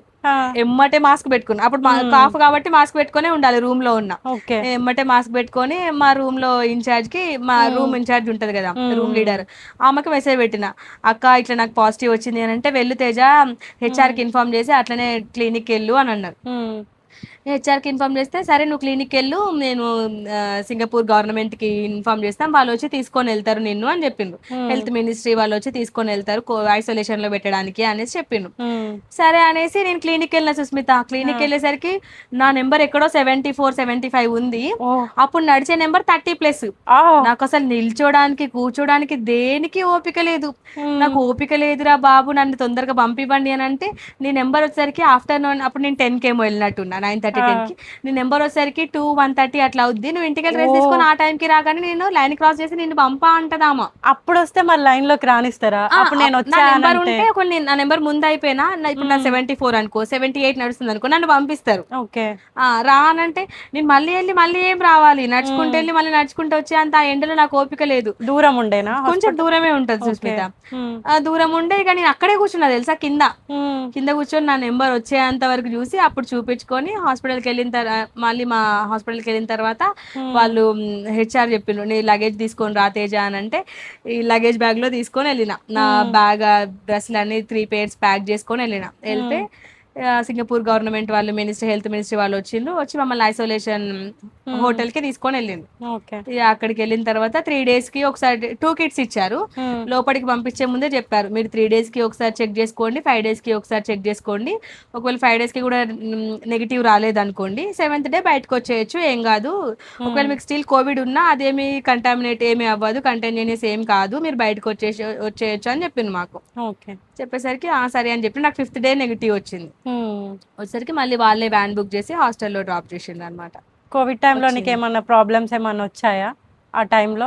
హెల్త్ ప్రాబ్లమ్స్ లాగా ఏం రాలేదు సుస్మిత. అప్పుడు నేను వెళ్ళేసరికి కోవిడ్ అంతా పోయింది, అంత హెవీగా ఏం లేదు, అట్లేం లేదు, అంత హెవీ ఏం లేదు. నేను వెళ్ళినప్పటికీ అంత హెవీ ఏం లేదు.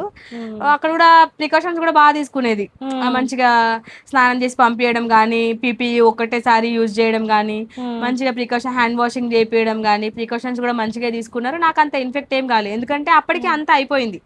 నేను వెళ్ళినప్పటికీ ఒక 6-7 members ఏమో ఐసోలేషన్ లో ఉన్నారు అంతే. 2022 మార్చ్లో నేను వెళ్ళినప్పుడు. నేను మార్చ్లో వెళ్ళినా కానీ ఏప్రిల్లో డ్యూటీ స్టార్ట్ అయినా సుస్మిత. అంటే 1 month నాకు 7 days ఐసోలేషన్ లో ఉన్నా. ఐసోలేషన్ లో వచ్చిన తర్వాత కూడా అక్కడ ఎన్విరాన్మెంట్ అంతా అలవాటు అవ్వాలి అని చెప్పేసి కొన్ని డేస్ అక్కడే హాస్టల్లో ఖాళీగా ఉంచారు, అందరితో మాట్లాడి ఎన్విరాన్మెంట్ అలవాటు అవ్వాలి అనేసి. సో నాకు అంత ప్రాబ్లం ఏమి అనిపించలేదు, నాకు అట్లాంటి ఇన్ఫెక్షన్స్ అట్లా ఏమి రాలేదు. రొటీన్ ఎలా ఉండేది తేజ అనేది? ఇప్పుడు ఎట్లుంటది అంటే, ఒకవేళ డ్యూటీ ఉంటే టోటలీ డిఫరెంట్ ఉంటుంది సుస్మిత. మార్నింగ్ లేచి రెడీ అయిపోయి డ్యూటీకి వెళ్ళడమే ఉంటుంది. ఒకవేళ డ్యూటీ లేదనుకో ఇష్టం వచ్చిన టైంకి లేవడం. ఒకవేళ ఏదైనా బయటకు వెళ్ళాలి ఏమన్నా అవసరం ఉంది అంటే లేచి రెడీ అయ్యి బయటకు వెళ్తా. ఒకవేళ లేదు అంటే ఫుల్ లేజీ పిగ్, అసలు లేవను.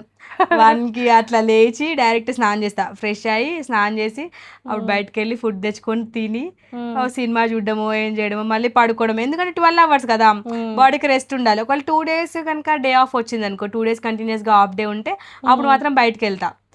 అప్పుడు ఫ్రెండ్స్ కి మెసేజ్ చేసుకొని బయటకు వెళ్ళడం అట్లా వేరే ఉంటది. మాకు మార్నింగ్ టైంలో లైట్ ఆన్ చేయరు, ఈవినింగ్ 7కి లైట్ ఆన్ చేస్తారు రూమ్స్ లో. ఈవినింగ్ 7కి లైట్ ఆన్ చేసి 11:30, 12కి ఆఫ్ చేసేస్తారు. ఇక తర్వాత లైట్ ఆన్ చేయరు. ఆ లైట్ ఆఫ్ చేసిన తర్వాత రూమ్ లో ఫోన్ మాట్లాడడానికి ఉండదు. 7 to 11 వరకు, నైట్ 7 to అంటే 7 నుంచి నువ్వు లైట్ ఆఫ్ చేసే వరకు ఫోన్ మాట్లాడుకోవచ్చు ఎవరితోటైనా. కానీ మిగతా అంటే మార్నింగ్ నుంచి ఈవినింగ్ 7 వరకు రూమ్ లో ఫోన్ మాట్లాడడానికి ఉండదు. ఎందుకంటే నైట్ డ్యూటీ వాళ్ళు పడుకుంటారు, డే ఆఫ్ ఉన్న వాళ్ళు రెస్ట్ తీసుకుంటారు, కొంతమందికి హెల్త్ ప్రాబ్లమ్స్ ఉండొచ్చు. సో వాళ్ళకి డిస్టర్బ్ అవ్వద్దు అని చెప్పేసి బయట మాట్లాడుకోమంటారు. ఇక అప్పుడు రూమ్ లో మాట్లాడుకోవడానికి కూడా ఉండదు. నా డే ఆఫ్ నా డైలీ రొటీన్ అయితే డ్యూటీ ఉంటేనే బాగుంటది. మంచిగా వాటర్ తాగుతా, మంచిగా 3 పూటలు తింటా, మంచిగా రెస్ట్ తీసుకుంటా. ఒకవేళ డ్యూటీ లేదు అంటే లేవడానికే బద్ధకం.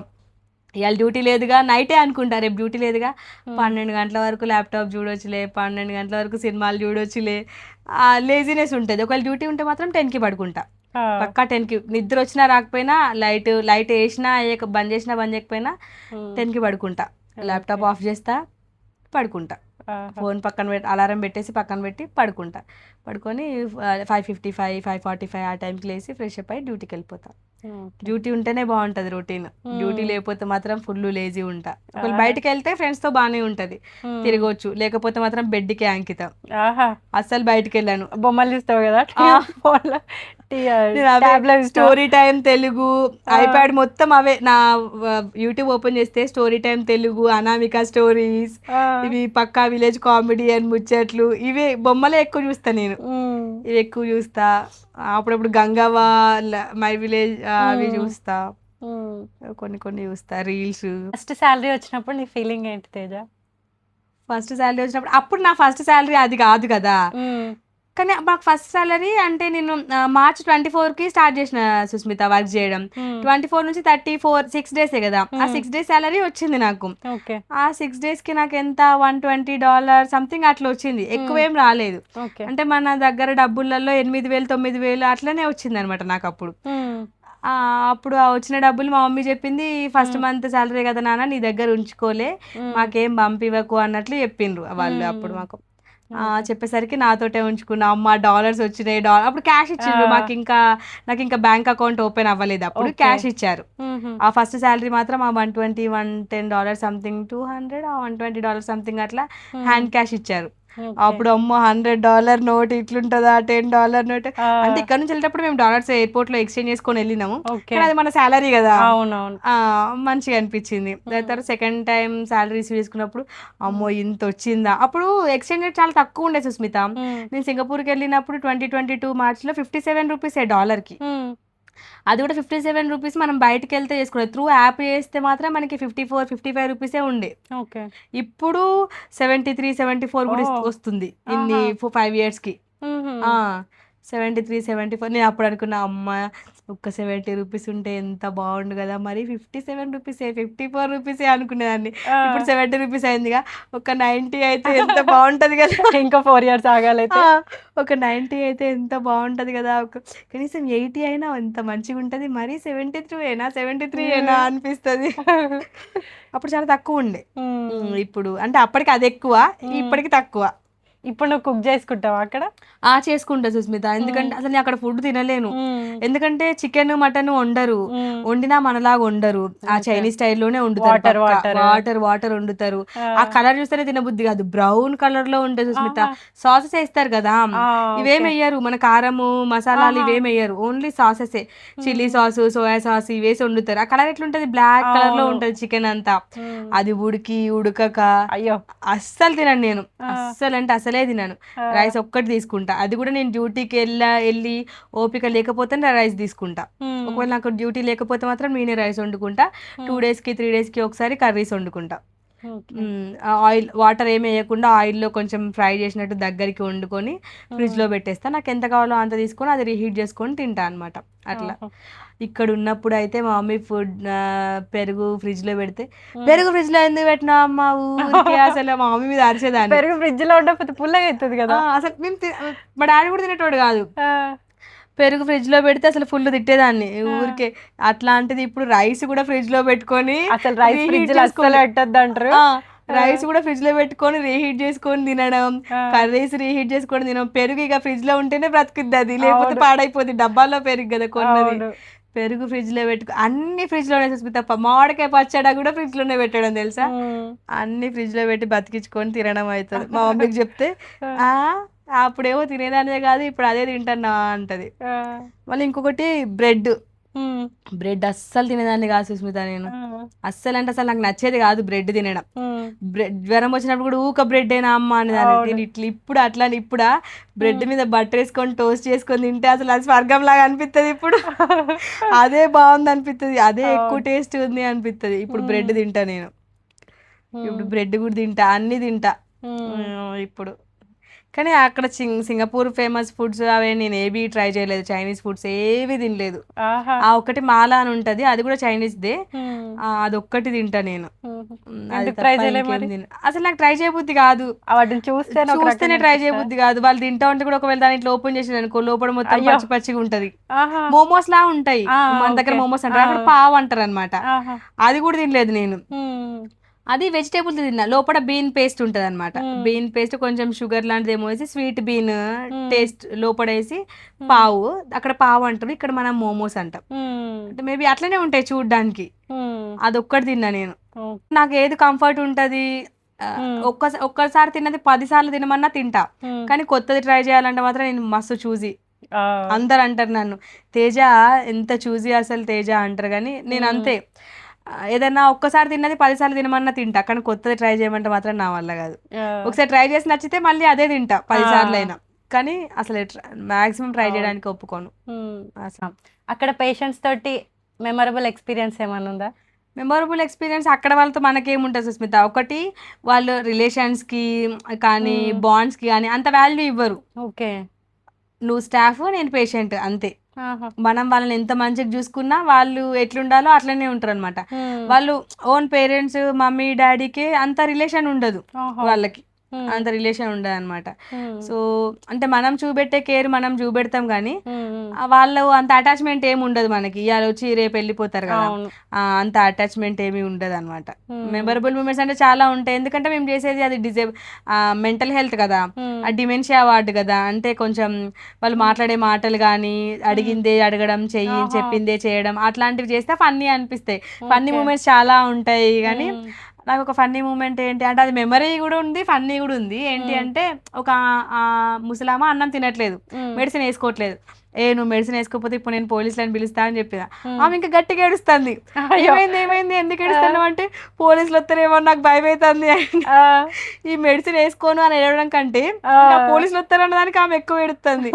అమ్మో అనవసరంగా చెప్పిన ఈమెకి అని, సరే రారులే తిను అని తినిపించిన అనమాట. తర్వాత అందరికి చెప్పిన మెడిసిన్ కోసం అని చెప్తే పోలీసుల కోసం అని ఇంకెక్కువ ఏడ్చింది.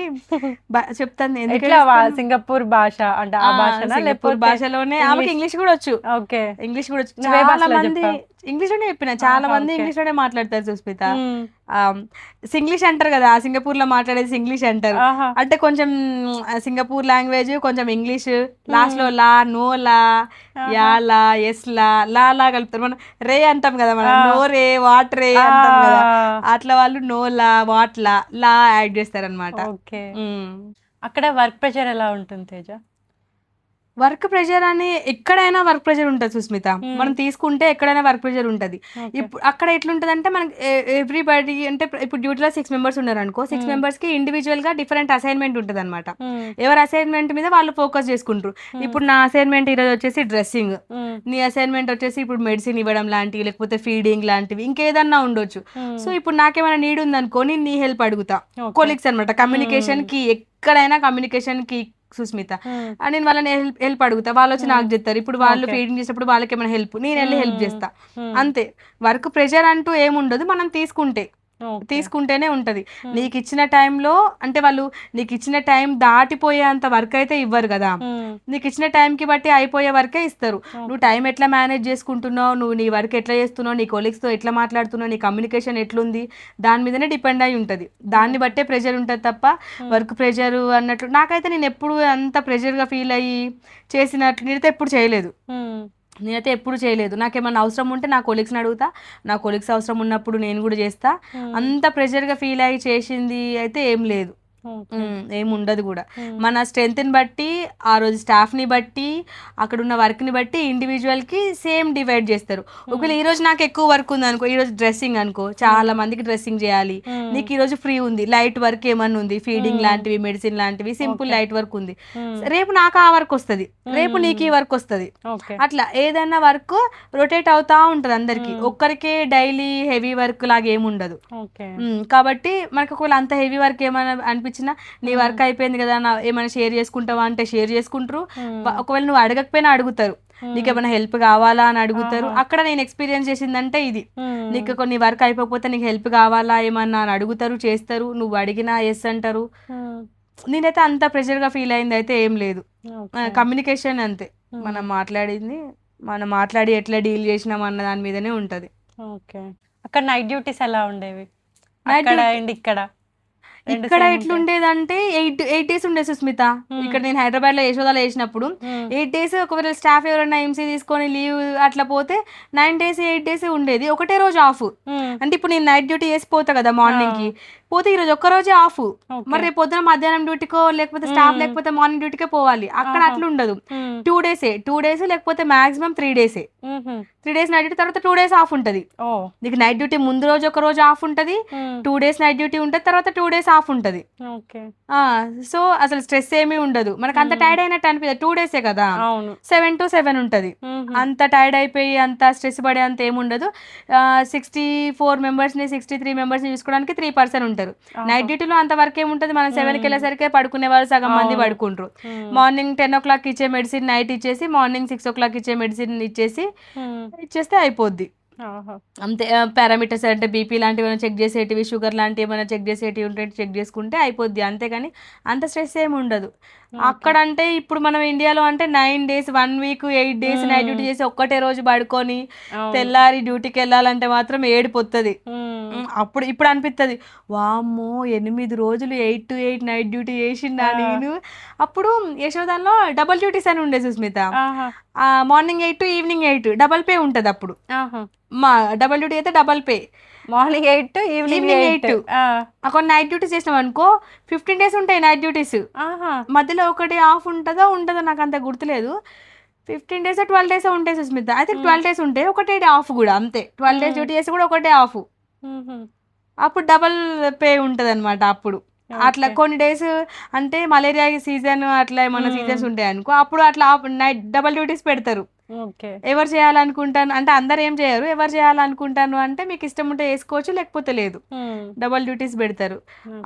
అనిపిస్తుంది ఇప్పుడు అనిపిస్తుంది వామ్మో 8 days నైట్ డ్యూటీ చేసి ఒకటే రోజు రెస్ట్ తీసుకున్నానా, ఇప్పుడు 2 days నైట్ డ్యూటీ చేసి 2 రోజులు తీసుకున్నా కానీ ఇంకో రోజు ఉంటే బాగుంది అంటే బద్ధకం. 2 days పడుకున్నాం కదా, థర్డ్ డే డ్యూటీకి వెళ్ళాలంటే బద్ధకమే. అట్లా బద్ధకంతో అనిపిస్తుంది కానీ అంత స్ట్రెస్ ఏమి ఉండదు. ఓకే, ఇక వన్ డే ఆఫ్ ఉంటుంది, 2 days నైట్ డ్యూటీస్ ఉంటాయి, 2 days ఆఫ్. ఇంకేంటి ఏమి ఉండదు. అట్లా వీక్లీ అట్లా మంత్లీ 6 times ఉంటాయి, 6 nights ఉంటాయి. 2 days ఒకసారి 2 days ఆఫ్ ఉంటుంది, మళ్ళీ మార్నింగ్ డ్యూటీస్ ఉంటాయి, మళ్ళీ తర్వాత 2 days night duty 2 days of అట్లా ఉంటాయి. Weekly 4 days duty 3 days of. So మంచి రెస్టింగ్ టైం దొరికిద్ది, మంచిగా ఉంటుంది. అంత స్ట్రెస్ అంత ప్రెషర్గా నేనైతే ఫీల్ అయింది అయితే ఏం లేదు సుస్మిత. నాకైతే మంచిగా అనిపించింది, అంత స్ట్రెస్గా అంత ప్రెషర్గా ఫీల్ అయింది ఏం లేదు. పర్సనల్ లైఫ్ అండ్ స్ట్రగుల్స్, ఫ్యామిలీని మిస్ అయ్యే మూమెంట్స్ ఉంటాయా? ఈ క్వశ్చన్ అడిగితేనే ఏడుపు వచ్చినట్లు అవుతుంది. పక్కా ఉండే సుస్మిత, 100% మిస్ అవుతావు. ఎందుకంటే నీకు ఒక ఏజ్ వచ్చేంత వరకు మనం హాస్టల్స్లో ఉండి చదువుకుంటాం. తర్వాత ఫ్యామిలీతో ఇక హాస్టల్లో ఉన్నా కానీ మమ్మీయో డాడీయో అన్ననో తమ్ముడో వచ్చి ఏదో ఫంక్షన్ ఉంది అని ఇంటికి తీసుకొస్తారు పక్కా. ఇక మనం జాబ్ చేసే పేజ్ అంటే లీవ్ పెట్టుకుని వెళ్ళే ఛాన్స్ ఉంటుంది కాబట్టి మనం పక్కా లీవ్ పెట్టుకుని వెళ్తాం. నేను ఇక్కడికి వచ్చిన తర్వాత ఇక అన్నయ్య వాళ్ళ పెళ్ళిళ్ళు కానీ బర్త్డేలు కానీ దేవుని చేయడము, వీళ్ళందరూ కలిసి గ్యాదర్ అవ్వడం పక్కా మిస్ అయ్యేదాన్ని. అంటే ఎక్కువ ఫోన్ చేసేటోళ్ళు కాదు, అంటే ఏడుస్తుందేమో బాధపడుతుందేమో అని మా మమ్మీ ఎక్కువ చేసేది కాదు. వెళ్తాను నాన్న, వెళ్ళొచ్చినాక చేస్తా, సరే నాన్న తర్వాత చేస్తాను. ఎందుకంటే అంతమందిని ఒకటేసారి చూసి మా అన్నయ్య వాళ్ళు వదిన వాళ్ళు అందరు ఒకటే దగ్గర ఉంటే ఏడుస్తానేమో అని అట్లా కూడా అనిపిస్తుంది, రావాలి అనిపిస్తుంది. అట్లా ఎప్పుడన్నా ఫోన్ చేస్తే మాత్రం దుఃఖం దన్నుకొచ్చేది, నీళ్ళు గారిపోయేటి. మీరు అందరు ఉన్నారు ఒకటే దగ్గర, నేనే వాళ్ళు వచ్చిన వాళ్ళు కూడా అందరు ఫోన్ మాట్లాడుకుంటా నువ్వే లేవు పండు అంటే బాగా బాధ అనిపించేది. పర్సనల్ లైఫ్ అంటే ఇప్పుడు అప్పుడు ఏమైనా చాలా తేడా ఉంది సుస్మిత. ఫైనాన్షియల్ గా కానీ పర్సనల్ లైఫ్ కానీ చాలా అంటే చాలా తేడా ఉంది. అంటే చిన్నప్పటి నుంచి చూసిన స్ట్రగుల్స్ కానీ అన్ని కానీ ఇప్పుడు చాలా తేడా ఉంది. ఇప్పుడు మంచిగా అంటే ఫైనాన్షియల్గా కొంచెం సెటిల్ అయిపోయినాము, మంచిగా ఉంది ఇప్పుడు. అంటే చాలా మంచిగా ఉంది, మంచిగా అనలేము కానీ చాలా అంటే చాలా మంచిగా ఉంది, మంచిగా ఉన్నాం. మా అన్నయ్య కూడా జాబ్ చేస్తాడు కాబట్టి మంచిగా నేను డబ్బులన్నీ మా అన్నయ్యకి పంపిస్తా, మా అన్నయ్య చూసుకుంటాడు. మంచిగా ఉంది, నాకు మంచిగా అనిపించింది. చాలా తేడా ఉంది, చాలా గ్రోత్ ఉంది అనిపించింది. అంటే ఒకప్పుడు ఒక ఫ్రై కర్రీ వండుకోవాలంటే ఫ్రై ఎందుకు నాన్న, పులుసు అయితే అందరం తింటాం, ఫ్రై అయితే ఒక్కరిద్దరు తినడానికి అన్న డేస్ నుంచి 3-4 కూరలు వండుకొని తినే వరకు వచ్చింది. ఎగ్స్ కూడా ఒక్కొక్కటి అంటే అట్లనే. ఒకళ్ళు చపాతీ చేసుకోవాలంటే ఇంట్లో ఎవరికన్నా ఫీవర్ రావాలి, ఫీవర్ వస్తేనే చపాతీ, లేకపోతే చపాతీ కూడా ఉండేది కాదు నాకు తెలిసినంత వరకు. లేకపోతే ఏదైనా పండగలు అయితే చపాతీ అట్లా పూరి చపాతీ అంటే పండగ రావాలి, దసరా పండగ వేసుకోవాలన్నా పండగ రావాలి, దసరా పండగ ఇట్లాంటివి ఏమన్నా వస్తేనే సేమియాలు పూరీలు ఉండేది, లేకపోతే ఉండేది కాదు కదా. మంచిగా ఇప్పుడు మనకి ఇష్టం వచ్చినట్లు బట్టలు కూడా బర్త్డేకే బట్టలు, అవును, లేకపోతే బట్టలు ఉండేవి కాదు. మళ్ళీ ఇయర్ లో దసరా పండగకి ఒకసారి దసరాకి బట్టలు అవే నా బర్త్డే, అక్టోబర్ లో దసరా కదా, డిసెంబర్ కి అవే బర్త్డే, దసరాకి కొన్నదే బర్త్డే కి. ఒకటేసారి వేసుకున్నా, మా మమ్మీ ఒకటేసారి వేసి బీరువాలో పెట్టేది. ఒకటేసారి వేసుకున్నావు కదా నాన్న అంటే ఇంకా మళ్ళీ అదే బర్త్డే కి కొన్ని సార్లు ఏంటి మోస్ట్లీ అట్లనే. నాకు గుర్తున్నంత వరకు నేను కట్ చేసిన నా ఫస్ట్ ఫస్ట్ కేక్ నేను బిఎస్సీ నర్సింగ్ జాయిన్ అయిన తర్వాత కట్ చేసిన నేను. ఓ అంటే 2013 డిసెంబర్లో, 14 డిసెంబర్లో. అవును, అప్పట్లో కేక్స్ కట్ చేయడం అంటే అంత ఉండేది కాదు. నాకు 2014 డిసెంబర్లో కట్ చేసిన నేను ఫస్ట్ కేక్. ఇప్పుడు పిల్లలకి, మన పిల్లలకి అయితే ఇంకా ఎక్కడ డ్రెస్ బాగుంటే ఈ డ్రెస్ బాగుంది, పిల్లలకి బాగుంటే కొనడమే. చెప్పులు గానీ, బట్టలు గానీ, కేక్స్ తినాలనిపిస్తే కేక్ ఇంత కొనుక్కొచ్చుడే, ఇంకా కొనుక్కొచ్చుకొని తినడం. ఇప్పుడు మాకు మా అన్నయ్య పాపని చూస్తే అనిపిస్తుంది, అరే ఖుషిగాడికి నేను ఆమెకి 4 తల చెప్పులు ఇక్కడ దేవకముందే వీళ్ళు ఇక్కడ కొన్నారు. అదే బట్టలు గానీ, ఇప్పుడు ఆమెకి ఎన్ని బొమ్మలు ఉన్నాయి తెలుసా, టాయ్స్, కార్లు, వాకరు, ఎంత పెద్ద కారు, బొమ్మలని, అవన్నీ టాయ్స్ గానీ ఇవన్నీ. టాయ్స్ ఉండేవి అసలు. చిన్నప్పుడు ఫోటోస్ ఫింగర్ మీద కౌంట్ చేయొచ్చు, 3 or 4 అట్లనే ఉన్నాయి. ఎవరెవరో పెళ్లికి దిగినాయి అవి కూడా, వాళ్ళ పెళ్లిలో ఫోటోస్. అవును, అసలు ఇప్పుడు అట్లానే మా ఖుషికి వీడియో షూట్లని, half month birthday, 1 month, 2nd month birthday ఫోటోలని, బట్టలని, మ్యాచింగ్ బట్టలని. అసలు మ్యాచింగ్ బట్టలు, ఆ బట్టలే లేవు, మ్యాచింగ్ బట్టలు ఎక్కడివి. అట్లాంటిది ఇప్పుడు అంటే ప్రైస్ చూడకుండా కొనుక్కోను అని చెప్పాను, కానీ నచ్చినవి కొనుక్కునే అంత అఫోర్డ్ చేసుకోగలుగుతున్నాం. నచ్చినవి. ఫస్ట్ ఐఫోన్ కూడా మా ఇంట్లో నేనే కొనుక్కున్నా. అంటే అమ్మాయిలలో మా అన్నయ్య వాళ్ళకు ఉండేది ఐఫోన్. ఆ అమ్మాయిల దాంట్లో మా ఫ్యామిలీలో ఫస్ట్ ఐఫోన్ కొనుక్కుంది కూడా నేనే. ఫస్ట్ ఐఫోన్ కొనుక్కుంది కూడా నేనే. మా కిషోర్ నేర్పించాడు, అరే పండగ ఐఫోన్ తీసుకురాని రా చూద్దాము అని. మా పెద్దమ్మ వాళ్ళ కొడుకు తేజ చార్జర్ ఉంటే వాకొచ్చోట నాది ఐఫోన్ అని చెప్పేదా, నా చార్జర్ మీకు రాదు కదా, చార్జర్ నాది ఐఫోన్. అప్పుడు మా నాన్నమ్మ చనిపోయిన తర్వాత వచ్చిన నేను ఫోన్ కొనుక్కున్న తర్వాత, వచ్చిన వాళ్ళు పండగ ఐఫోనా, జాగ్రత్త. మా డాడీ జాగ్రత్త, అంత రేటు కల్లా ఫోన్ నా బిడ్డది, జాగ్రత్త. మా డాడీ ఎవరిని ముట్టుకొని ఇచ్చేటారు కదా. ఎంత అప్పుడు ప్రైస్? అప్పుడు నేను కొన్నప్పుడు అక్కడ సింగపూర్ లో $2,000 సుస్మిత, 1,20,000 వరకు పడింది అనుకుంటా. 14 Pro Max 1,18,20 వరకు పడింది. ఇప్పుడు చాలా మంది అనుకుంటారు అక్కడ నుంచి తెప్పించుకుంటే ప్రైస్ తక్కువ పడుతుంది, ఆ నుంచి తెప్పించుకోవాలి, ఎవరైనా వస్తే తెప్పించుకుందామని అనుకుంటారు. అలా డిఫరెన్స్ ఉంటుందా? నిజంగానే ఉంటుంది. అంటే కొన్ని ఆఫర్లు ఉన్నప్పుడు డిఫరెన్స్ ఉంటది. కొన్ని ఆఫర్లు ఉన్నప్పుడు పక్కా డిఫరెన్స్ ఉంటది. నేను ఎప్పుడు తేవాలి అని చూడలేదు. నేను మా అన్నయ్యకి తీసుకున్నప్పుడు కూడా అప్పుడు అక్కడ చైనీస్ న్యూ ఇయర్ ఆఫర్ కాదు, Singapore day, national day offer అనమాట. అప్పుడు మా అన్నయ్యకి ఆఫర్ పెట్టినప్పుడు నాకు తక్కువకే వచ్చింది. ఎంత 20,000 ఏమో తగ్గింది. మా అన్నయ్యకి 72,000 లో 14+ వచ్చింది. అప్పుడే రిలీజ్ అయిందిలే, అది రిలీజ్ అయ్యి 6 months ఏమో అవుతుంది అంతే. 72,000 ఎంతో పడింది. అట్లా ఆఫర్స్ ఉన్నప్పుడు తీసుకోవచ్చు, చాలా తక్కువ పడతాయి. న్యూవి అయినా, అప్పుడు రిలీజ్ అయిన సీజన్ అయినా గానీ, సిరీస్ అయినా గానీ మంచి తక్కువకి వస్తాయి, ఆఫర్స్ ఉంటాయి. అంటే అప్పుడప్పుడు కొంచెం అనిపిస్తా ఉంటది, అంటే ఫస్ట్ అమ్మాయి నేనే వెళ్ళినా, అన్ని ఫస్ట్ నేనే చేస్తానా ఇట్లా. నాకు ఒకటి ఉండే, అంటే మా డాడీని చిన్నప్పటి నుంచి వర్క్ చేసి అట్లా ఉండేటోడు కదా, అదొక్క డ్రీమ్ మాత్రం నాది ఫుల్ఫిల్ అయింది సుస్మిత. అన్ని నేను అనుకున్నవి ఏమి ఉన్నా లేకపోయినా, మా మమ్మీ మా డాడీని మాత్రం నేను జాబ్ చేసిన ఎమ్మటే మా డాడీని పని చేయకుండా ఇంట్లో ఉండు డాడీ అని చెప్పాలి అనుకున్నా. కానీ నేను అక్కడికి వెళ్ళిన తర్వాత 1 year కూడా చేసిండు మా డాడీ. 1 year తర్వాత వద్దు డాడీ, 1 year 2 years వరకు చేసినట్టున్నారు. వద్దు డాడీ, నువ్వు ఉండు డాడీ, నేను చూసుకుంటా కదా, వద్దు అని చెప్పినా మా డాడీ ఇప్పుడు ఉంటాడు ఇంట్లో. అదొక్కటి నా డ్రీమ్ ఒకటి ఫుల్ఫిల్ అయింది. ఎందుకంటే మేము చూసినప్పటి నుంచి ఒక 20-30 years నుంచి, అంటే నేను చూసిన 25 years అనుకో, మా డాడీ పని చేస్తూనే ఉన్నాడు. అంటే బ్రేక్ ఇవ్వాలి మా డాడీకి, ఇప్పుడు రిలాక్స్ అయ్యే టైము మా డాడీది, ఇప్పుడన్నా కనీసం రిలాక్స్ అయ్యే టైము అనిపించింది నాకు. అదొక్కటి మాత్రం నేను సక్సెస్ అయినా. మా డాడీ జాబ్ చేయకుండా మంచిగా ఇంట్లో, అంటే మా డాడీకి నేను పెడతానా, ఇప్పుడు నా టైము, ఇప్పుడు నేను గివ్ బ్యాక్ ఇచ్చే టైం అనమాట. ఎన్ని రోజులు మా డాడీ నాకు ఇచ్చిండు, ఇప్పుడు నేను రిటర్న్ చేసే టైం అనిపిస్తుంది. అదొకటి మస్తు హ్యాపీగా అనిపిస్తుంది. అదొకటి చాలా హ్యాపీగా అనిపిస్తుంది. మమ్మీ డాడీ ఏం చేసేవాళ్ళు? మా మమ్మీ అంగన్వాడీ టీచర్, మా డాడీ కూలి పని చేసేవాళ్ళు. మా మమ్మీ నేను 5th class లో ఉన్నప్పటి నుంచి అంగన్వాడీ టీచర్, ఇప్పుడు నియర్లీ 30 years నుంచి చేస్తుంది మా మమ్మీ అంగన్వాడీ టీచర్ గా. మా డాడీ కూలి పని చేసేవారు. ఏ పని అంటే ఆ పనికి వెళ్ళేవాళ్ళు. బ్రిక్స్ కడతారు కదా, ఆ బ్రిక్స్ కట్టడానికి, చెట్లు కొట్టడానికి, పునాదులు తవ్వుతారు కదా ఇంటికి, ఆ పునాదులు తవ్వడానికి. సమ్మర్ వస్తే ఇంటి పైన తాటికమ్మలు కూడా వేసేవారు మా డాడీయే కొట్టి మా డాడీయే వేసేవారు. ఎక్కడి వరకు చదువుకున్నారా ఆంటీ? మా మమ్మీ అంటే పెళ్లి కాకముందు 10th వరకు చదువుకుంది. పెళ్ళైన తర్వాత మా డాడీ చదివిపించిండు. పెళ్ళైన తర్వాత ఓపెన్ ఇంటర్ చేసింది, ఓపెన్ డిగ్రీ చేసింది, పీజీ కూడా చేసినట్టుంది మా మమ్మీ, పీజీ కూడా రాసినట్లుంది.